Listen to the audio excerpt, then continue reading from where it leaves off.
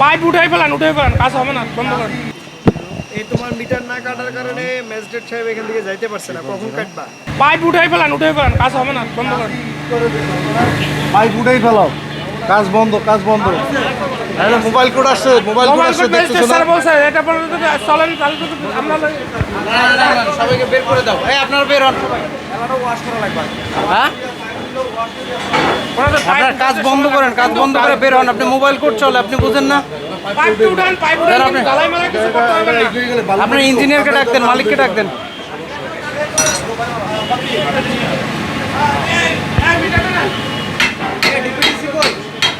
আচ্ছা, কাজটা শুরু করার আগে রাজুকের নির্ধারিত ফর্মে আমাদের রাজুক অফিসকে অবহিত করতে হয় 15 দিন আগে, সেটা তারা অবহিত করে নাই।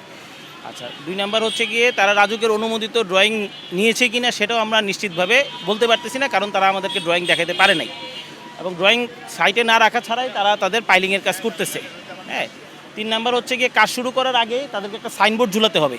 এই সাইনবোর্ডের মধ্যে রাজুকের অনুমোদিত ড্রয়িংয়ের নাম্বার, স্থপতির নাম, ইঞ্জিনিয়ারের নাম, সব কিছু তাদের ডিটেলস থাকতে হবে যে আসলে এই কাজের সাথে কারা কারা সংশ্লিষ্ট, রাজুকের অনুমোদিত নকশা আছে কিনা, তারা সেটাও আমাদেরকে দেখাইতে পারেনি। এইসব কারণে আমরা বিজ্ঞ নির্বাহী ম্যাজিস্ট্রেটের নির্দেশনায় মিটার সিজ করা হলো।